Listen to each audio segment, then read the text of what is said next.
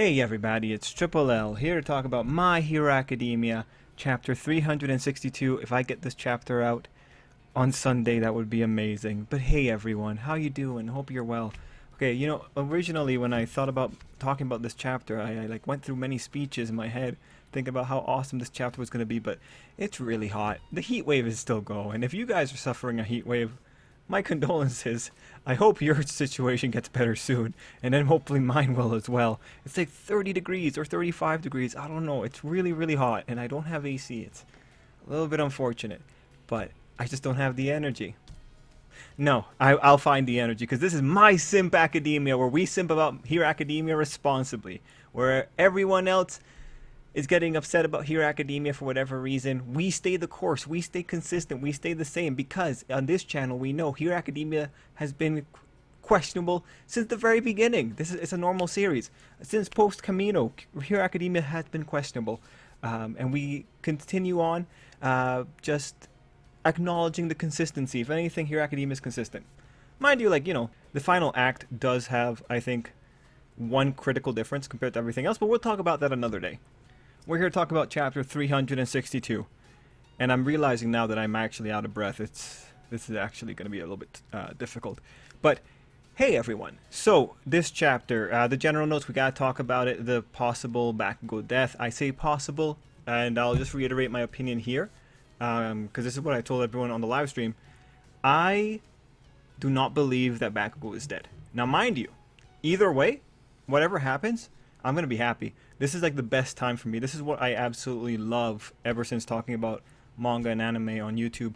I love when these kind of situations happen. No matter what goes down, the reality is, Horikoshi, he's created so much discussion for this whole week, for the next 2 weeks actually, until we get the answer. Heck, if he's smart, he'll like really twist the knife and we'll go and deal with Toga or Spinner. If he's smart, we'll do what we've been talking about of like signaling the villain's comeback or their second wind. If he's smart, or if he wants to like maintain what he set up with the end of the chapter with like Shigaraki saying this is the villain story, what he would do is go to Toga, make that look dire. He would go to Spinner, make that look dire. Pretty much make almost everything look dire. If he wants to do that, I mean, like, that would really twist the knife. There's pros and cons to everything, but like, again, he's put himself in a pretty good position. Like, in terms of like writing himself into a dead end, he hasn't really done that. If there's one thing he's relatively good at, it's giving himself positions that he can take. And just to be clear, the value to leaving yourself open is that, especially for the weekly manga, if he has to react to some kind of feedback, he can kind of, pivot like that. That's why it's relatively good to be open. Mind you, like, the question is, like, how much data is he getting that's actually worthwhile? But regardless, if he wants to make this hurt, he would go to a different battlefield. Although I'm not sure if that really works in this situation, because there's a lot of things going on right now. When we'll talk about that when we get into the page-by-page walkthrough. But he's put himself in a really good position. This is a great chapter for just discussion. Hero Academia continues to be one of the best manga to talk about. There is no other manga right now running in Shonen Jump, aside from maybe Akane, if you really want to go there, that you can actually talk about at length. Hero Academia, especially among the battle shonen, like Hero Academia takes the cake. One Piece is a little bit too shallow to go into like deep conversations about things. But Hero Academia is still very strong showing here. And you know what? Just because I'm looking at the first page, you can see why Hero Academia is such a strong showing. Because like the first page is entirely like Suneater's monologue. Like, you go and you look at the other battle shonens and you tell me how often they have monologues compared to Hero Academia, and you'll find that Hero Academia has a higher density of monologues. Anyway, that's not what we're here for. Going back to my thing. I don't think Bakugou is dead. I don't care though. Either way, this is going to be a great situation. Regardless of if Bakugou is dead and that sticks, or Bakugou is dead and he becomes a spirit and he shoves himself inside of Izuku and refuses to ever pull out, or if Bakugou just survives because Horikoshi walks back, Horikoshi has pretty much destroyed the fandom in such a way that no matter what happens now, there's going to be outrage on either side, and that's amazing. I am fully excited. No matter what happens here, and especially because Bakugou is like the most popular character, no matter what happens here, like 20 years from now, this will still be a moment that everyone talks about. Oh, not everyone. But this will be a moment that we can talk about. This will be an amazing moment because it'll be the only moment that will ever happen. The big thing here is, if Hero Academia does this and they stick it, you know, what are other authors going to do? Are they going to kill off their most popular character, or like overall the most popular character with regards to the Japanese demographic? Are they going to up the ante? Are they going to like fall short? Is this something only Hero Academia will ever do? No matter what happens, there is so much to be learned about what is about to occur here, because the storm that will ensue will be of epic proportions, and it will be amazing. Will Horikoshi go all the way and kill off a bunch of other characters to really commit it? Will Horikoshi kill off about a bunch of other characters and leave Endeavor alive? Yo, the sky's the limit. The outrage that we're going to see is going to be amazing. I legitimately could not care less if Bakugou gets up next week or whenever he comes back, or he just goes to the ground forever. It doesn't matter. The damage has been done. Whatever happens here, we are now in a point of, this is essentially becoming a critical moment in terms of manga history. In terms of just like also in terms of narrative history too, or in terms of also narrative value. This is something that we'll talk about, or at least I will talk about, and I will continuously reference in any of the future series. If there's anyone else that tries to do what Horikoshi did here, you know, this will pretty much be, this is the trope maker at this moment in time. And again, super exciting. At this point, like, Horikoshi has done something that differentiates himself from like the One Piece Wars and the Naruto War and like the Bleach Wars. If he sticks the Bakugou thing, and even if he doesn't stick the Bakugou thing, if he doesn't stick the Bakugou thing, we'll like go into conversations about like, okay, you know, actually this is pretty normal. And on that point, I should say like one of the reasons I'm not too enthused, or I you know, I'm just like in general disbelieving Horikoshi, is because Shonen Jump characters have had their hearts destroyed before. Like, my big example is Alan Walker from D. Greyman, back when D. Greyman was still in Shonen. Alan had his heart there. Yeah, I think the villain put a bug in it and made the bug eat it from the inside out. So in terms of like things that can happen, like, it's Shonen, right? Magic is there. You can do anything to like repair a heart or whatever. That's why it doesn't really carry that much weight when I see this kind of shenanigan. Especially like Horikoshi, when I read the fan translations, it was too unclear. Regardless, I'm very excited. This is going to be an amazing thing in general. I can't wait to see the reactions it has. I can't wait to see people sending Horikoshi death threats, because that always happens. I can't wait to see people potentially telling Horikoshi that he didn't have the balls. I can't wait to see people celebrating the fact that Horikoshi did have balls. I can't wait to see people doing damage control for Horikoshi if he walks back, or people celebrating him all to high heaven, or people saying that the manga was ruined when Bakugou died. All that kind of stuff. Like, I really can't wait. It's going to be amazing. It's a great time to be in. So excited. Do I have anything else to say? No, the Bakugou event pretty much kind of overshadows everything else. Overall, it's where all the conversation is going to be, because like with the Bakugou event, like the Suneater stuff, especially because Suneater was useless, it just makes it feel like less worthwhile. I will say something though, and this is my personal thought I didn't share on the live stream, but looking at the fan translations and the fan scan, I wasn't overwhelmed. I wasn't underwhelmed. I was just kind of whelmed with the actual death sequence for Bakugou, because it was pretty useless.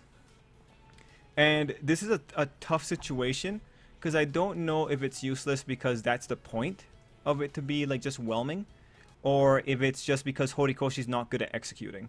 I really don't know. Is this intention, or just because Horikoshi's not good at this particular thing? And you can say that because Horikoshi is definitely bad at execution. There's no way around it. He is. Like, this is the reality of the situation. You don't have a shoji storyline that you tell us about through your interviews and never do it until like the very end of the manga. This is not good execution. He's not good at planning in that regard. Also, like, actually everything about his interviews, like even the thing about like how he had to move the trader thing from the summer camp to later on, everything about it, like the statement that he's not good at execution holds merit in many scenes of Hero Academia. Anyway, the reason that I'm bringing that up is because like when we go into the Bakugou stuff, I'm going to try and explain like what exactly about the Bakugou thing like I'm not sure what to make of. Because again, reading intention versus an error, or like just like lack of skill with an execution, it's always a little bit hard. And just to be clear, because like some people like will hear what I'm saying, they say like all of Hero Academia is bad execution. No, not all of Hero Academia. Only All for One, joint training, and people will agree on that. People will agree that joint training is not well executed. I think it's pretty good though. Yeah, All for One, joint training, the exams that occur in the manga, like with all the teachers, like the before the summer exams, yeah, no, there's a lot of spots in here actually you can see that's not very well executed. Oh, Togo Chako, like Togo Chako talking about their love life, like yeah, no. Oh, actually, the recent stuff people complain about too, about like Tokoyami, even though I thought that was good too. Anyway, point is, it's certain spots. The guy's not perfect, but that's okay. No one is. We're gonna go into the page-by-page walkthrough. Now, you might have noticed that I was saying fan scan, and it's because I haven't read the official translation yet. And I'm actually really excited because there are some things that aren't clear to me in the official translation. I'm actually wondering if it's gonna fix any of my opinions here. So very excited to go into that. So I'm looking at the first page now of Suneater. Now, challenge-wise, this is again where you see Horikoshi's packing of information. If there's something he does execute really well, it's packing information into one chapter, but that's like an overall skill that he has. Now, speaking of the first line, the canon looks cool. What I see interesting here is that Suneater's also bought into the idea that this place is a coffin. So one thing here is the negative slant on his dialogue. He really shouldn't be calling that a coffin because that's already kind of painting where his mindset is. Now, mind you, nothing wrong with Horikoshi having him say that because Suneater's a negative guy. So that's really consistent on Horikoshi there. Then we have his flashbacks. What Suneater's ultimately saying in this page is just he appreciates how much everyone believed in him and now he's going to do his best kind of thing, right? One thing that I found interesting here, of course, is the fact that Suneater had to jam his arm in there. Like, I don't fully understand, like, the functions of this thing. But then again, I don't think Horikoshi fully understands the function of this biological cannon either. So, does it really matter? We go into page 2 and 3 of the double spread. And on these pages, I really do believe that Horikoshi can't depict Shigaraki's durability well enough. I think some of the depictions here are just sometimes questionable. Okay, so because this thing ultimately fails, we have to really look at what's going on here, and it's still so hard to figure out what's happening, in all honesty. Page 2, we see that Shigaraki strikes back by sending a mass of fingers at him and teeth. Suneater does the vast hybrid plasma cannon. I would love to know how he's generating that plasma, but whatever. Actually, no. How is he generating that damn plasma, man? Okay, whatever. Horikoshi's not going to explain it. He's just going to combine a bunch of different things. Suneater makes a comment about he gets stronger because of the crushing weight, which I guess is just pretty much him turning the thing that he considers a negative into something he considers a positive, sort of, but it's still kind of negative because he's still calling it crushing weight. Whatever. We then go into page 3, which is the most interesting segment. Like, what exactly is happening on page 3? We see this panel where the beam goes through, and to me, it looks like the beam is going past Shigaraki. We go into this panel where for some reason, Horikoshi feels that it's important to open an eye in this arm, and you still can't tell where exactly this beam is touching. You then go into this panel where you have Mirio punching Shigaraki. Now here's where things get a little bit dicey. Does it make sense that Shigaraki would wince at a punch from a regularly powered guy? This guy has hard skin. Mirio talked about how hard the skin was. Does it make sense for him to be wincing at a punch? Mind you, I say wince because like maybe in the next pages, it doesn't really look like he was affected, but you're still drawing a reaction here. And man, look, I've read a lot of isekais. I've seen a lot of depictions of this. If someone is stronger than you, that you can't even pierce their skin, that usually means they're just going to take the punch like Saitama pretty much, and they're not going to react at all. Also, if Mirio is doing this, and he's punching Shigaraki here with his solid hand, my next question is, for that portion of the fingers that are touching, the beam should be hitting Mirio. So like, the thing here is that Mirio can't be he can't be going through the beam, because even the beam, the thing is, the plasma, that's still a state of matter, man. He's still going through matter. So the moment he goes physical on Shigaraki in open space, if he's within the beam, he should get shunted out. Mind you, like, the big thing here is that it doesn't look like Shigaraki's within the beam. Anyway, like, the whole thing is just so messy. Like, it just doesn't make sense what exactly the author was trying to say here. Anyway, my big thing is, given a world where superpowered people are depicted in manga and anime, It doesn't make sense that Shigaraki, given who he is, would even wince. It doesn't make sense to even depict him wincing from a punch from Mirio of all people. And the fact that Mirio is doing it in that position says that Shigaraki was not inside of the beam at that moment in time. And then you have this whole thing with the beam passing across the skyline, right? Also, actually, now that I'm looking at it, there's also clouds here. You know what? The fact that there are clouds there kind of says that whatever's going on, the clouds were already forming from a long time ago. Because, you know, at the end of the chapter, they say, like, the clouds are coming in. But it looks like... the other thing is that we don't really know where UA is, but the clouds are there. You know, like, one of the ideas is that it's Izuku forming the clouds, but Izuku's coming in from the ocean. And he's, like, on the Hawaii side, I think, because he's not... I don't think he's on the China side of Japan. I think he's on the Hawaii side. I'm bringing this up because we looked at a map of Kanto, the central Japan, and Kansai, and they're like 3 regions all relatively close together. Yeah, unless UA is on the China side, and then the clouds are rolling in from the Hawaii side. Anyway, like I'm just looking. The fact that there are clouds here, actually, I'm wondering if it's because the news report made it sound so strange in the fan scans. I'm wondering if the clouds are being formed by All For One or Izuku. Izuku could work depending on where exactly Izuku's coming in from, but like All For One might also work, because All For One's in the Kansai region, I believe. Anyway, going back to page 4 and 5. So this is largely just, I think, nonsensical here. And on page 4 you have Nejire asking how, and then you see on page 5 that Mirio got his like a few little claw marks there. Like that's all Shigaraki was able to do, just claw him slightly as he was coming in to punch him. And you know, like, props to the author because he's like saying like, oh yeah, Shigaraki was still able to hit Mirio, but it's like, yeah, no, the problem is that you depicted him wincing. Like he shouldn't even have to wince, but not a big deal. Point is, like, the idea is, oh, Shigaraki attacked Mirio while he, in that split second where he attacked him. We then go down and we see Shigaraki, he's attacked Suneater, so Suneater got countered. And Shigaraki's making the weird point of, remember All Might in his prime, would something this pathetic have killed him? Now what I'm going to say here is, All For One is pretty pathetic. And All For One was able to like maim All Might to the point that the guy doesn't really have a stomach and like is a shriveled skeleton.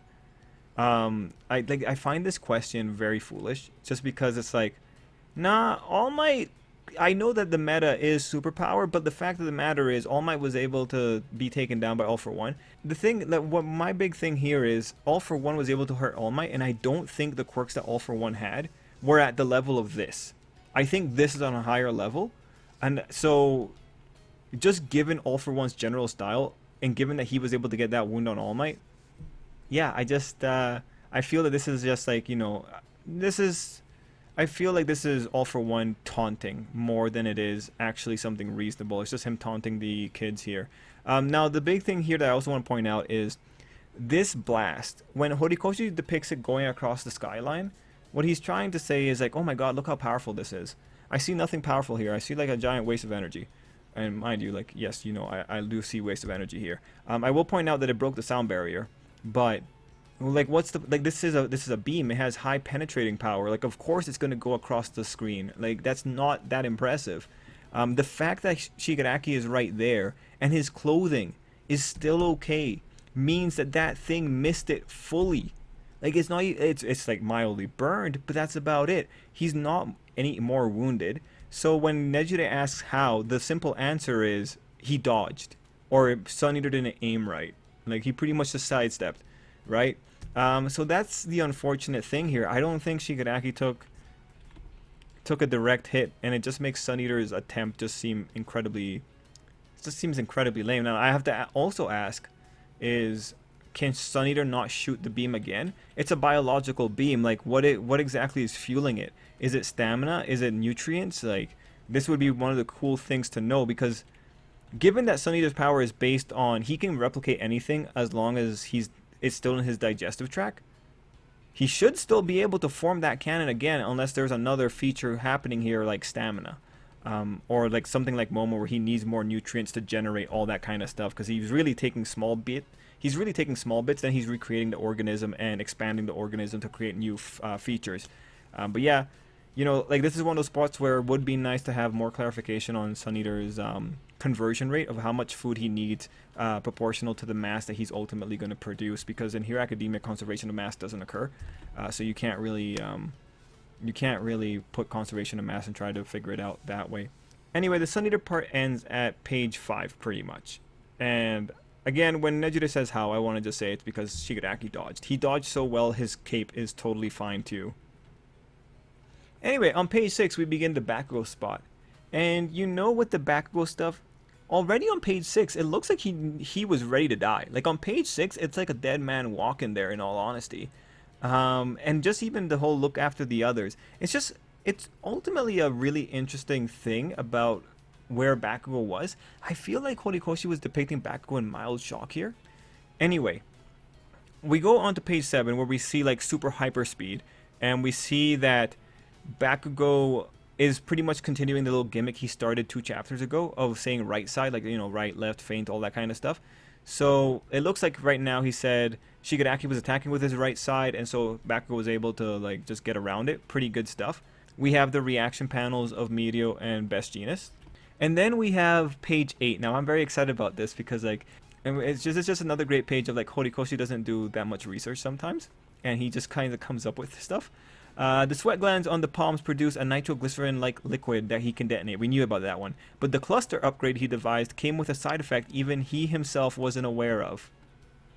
You see, like, the thing here, like, Horikoshi could have gone in with a quirk awakening. I think he wanted to stay away from the quirk awakening. He wanted to make this feel a little bit more reasonable other than just, oh, his quirk awakened again. So it's like, oh, no, he already had this feature. He just didn't know about it. Now, what's going to be interesting here is that the fan translation first said clumps.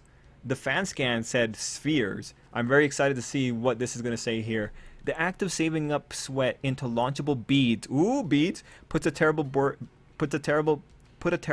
on the glands of his palm. With his sights set on victory, he kept storing those beads in the glands until they were forced to find other exits and leak out all over his body.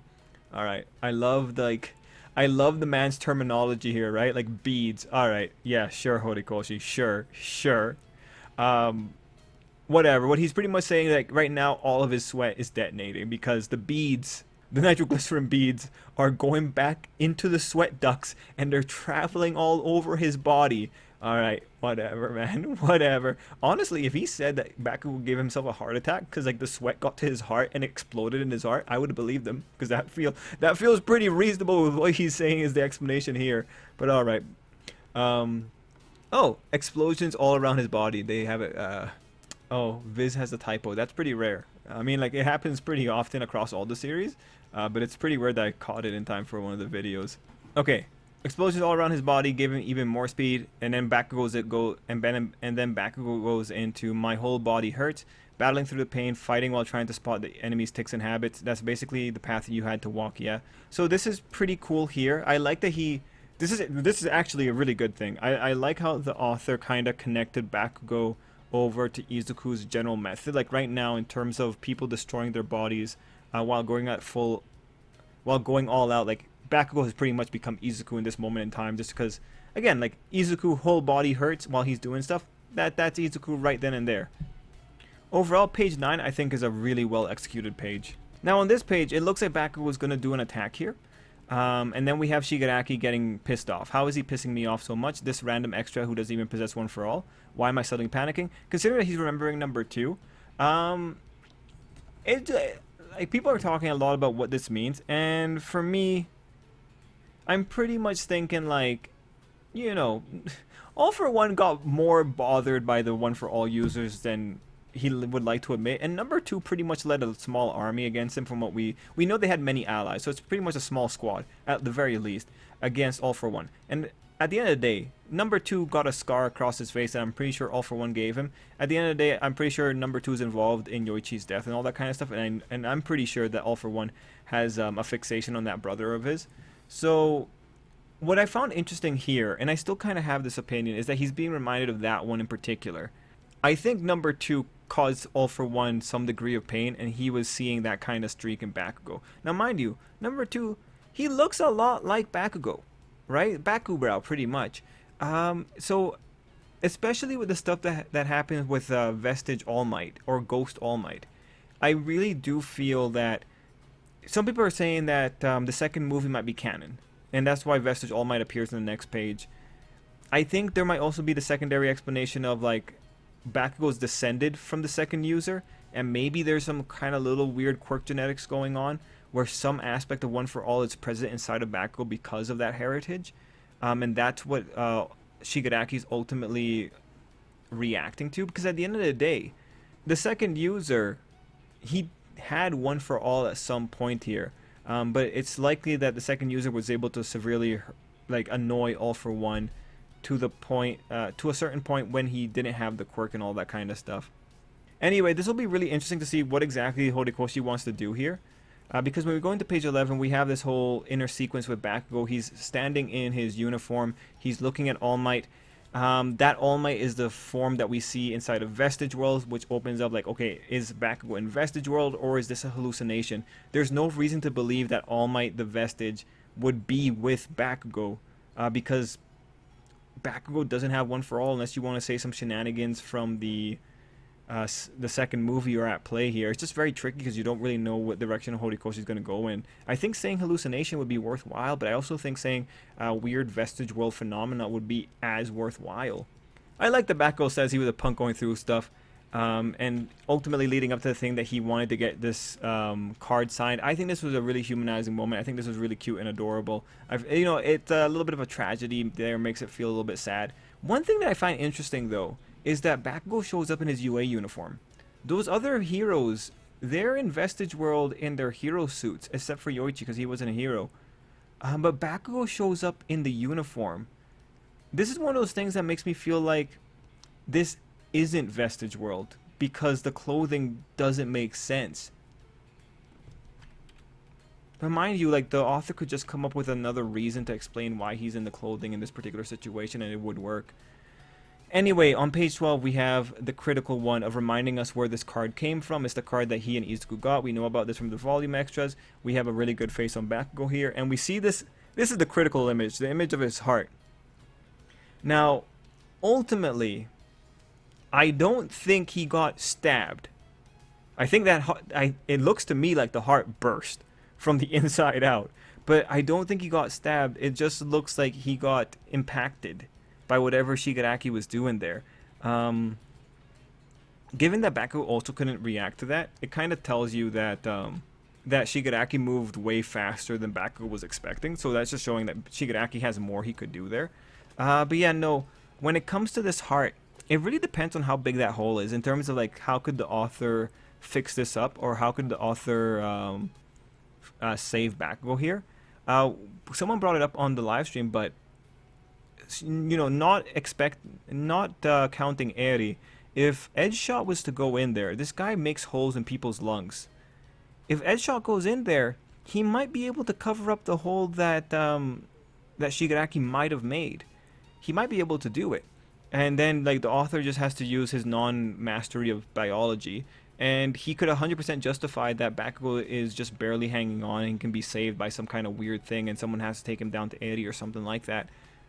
Yeah, no, when you look at the drawing, like, not counting this whited out spot, it looks like the heart has burst at some point here.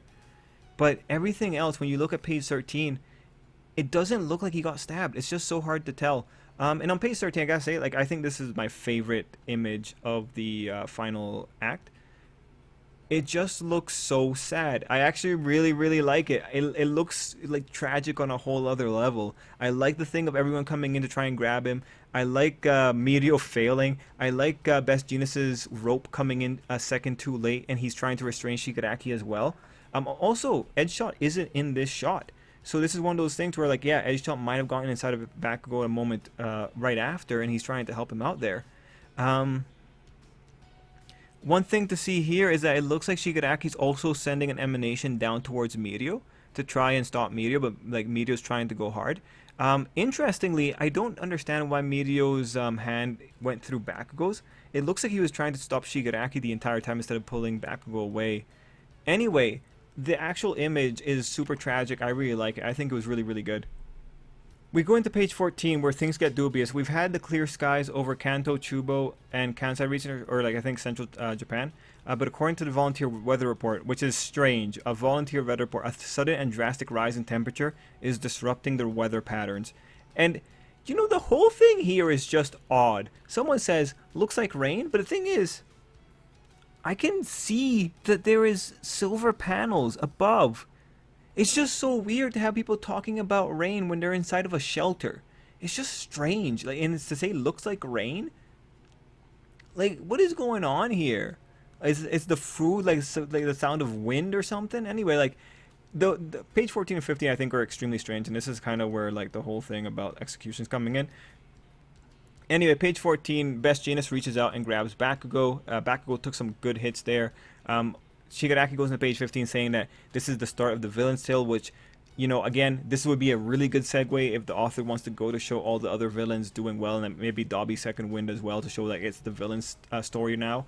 That would be really cool. And then you have Bakugou's mom. Now, like, when you see this here, you understand, like, oh, yeah, you know, there's a tragedy here. She's talking about her son, making this little comment about her. Like, other variations of this trick is pretty much, like, something's happening to the character, and then a character, like, a long ways away is there and is saying, like, oh, I think I'll make my son or my friend's, like, favorite meal today. Or, like, they're, like, putting away cups, and a cup that's associated with the character cracks. Or like something falls, a picture of the character falls, or something like that, to symbolize that there is something negative coming. You've seen the trick, you know how it works. That's what's going on here. Here's why it's stupid. You know that your kid is off fighting a war. You know that this is like, it's for all the marbles. And this is where it doesn't make sense.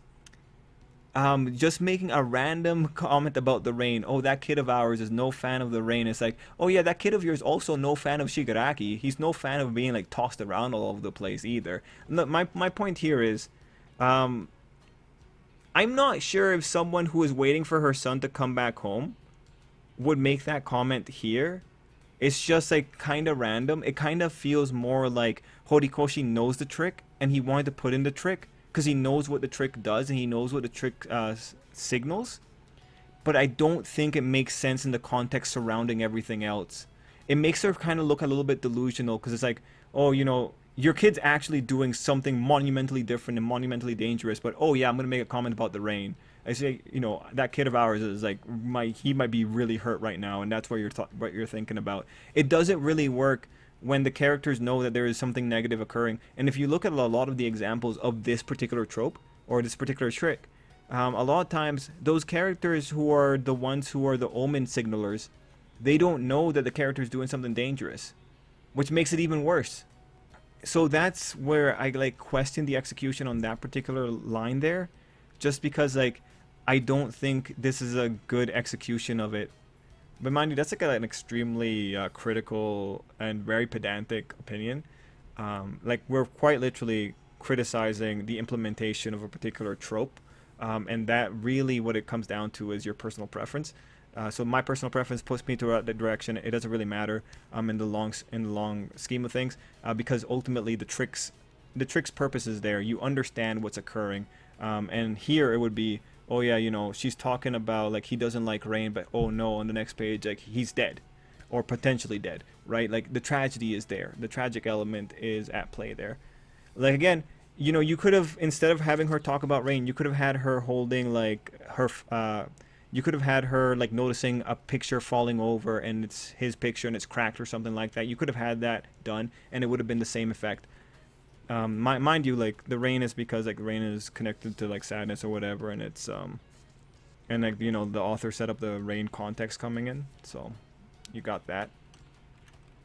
Anyway, page 16 and 17 is Bakugou dead. The All Might card is right next to him. I do wonder where he was keeping the All Might card that it ended up right next to him.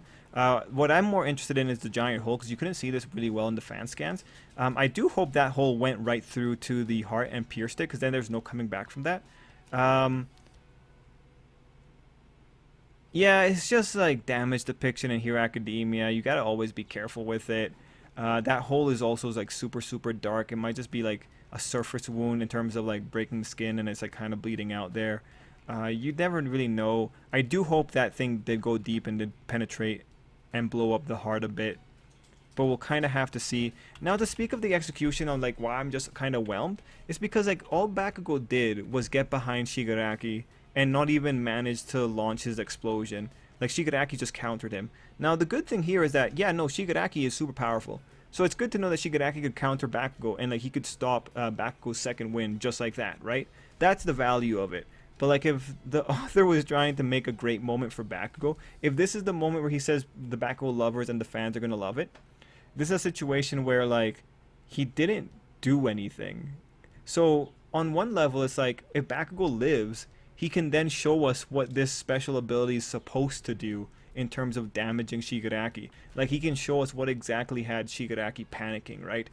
So that's one of the things that makes you kind of hope that Bakugou will still be there, just because he didn't get to do anything. So this is where things get difficult. Did Bakugou not do anything because Horikoshi wanted to make a great moment for Bakugou where he kills off and like he wanted to show like, oh yeah, Bakugou was super strong, he could have done something to Shigaraki, but no, he's dead. Did he want to do that? Was he trying to do that but he didn't execute on it very well, so you ultimately get something really lackluster? Did he do it because he wants to show it off later, thereby implying that Bakugou is going to survive? Was Shigaraki so competent because that's the point of Shigaraki? You have to really show like this guy is for realsies.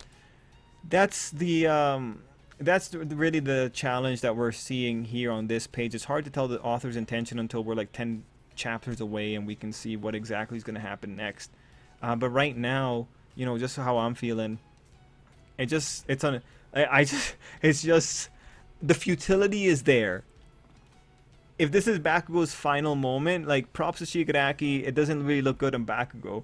It's a pretty quiet way to go out. It's pretty anticlimactic in that regard. If this isn't the end of Bakugou, then it's a preview of things to come. I don't really know what the author wanted to do here, but I think it'll be clarified within 10 chapters or so. So I'm very excited for the future. Like I said at the beginning of the chapter video, no matter what happens, there's just good times ahead. I am so excited to see what's going to go down. I can't wait to see everyone complaining or everyone loving it. I can't wait to see the reactions. It's going to be amazing. This is like the best. I am so excited. Yeah, but my official bet is that Bakugou is going to get walked back and he's going to be coming back into the fight. Anyway, guys, let me know what you thought down below. And until next time, I hope you have an absolutely great day.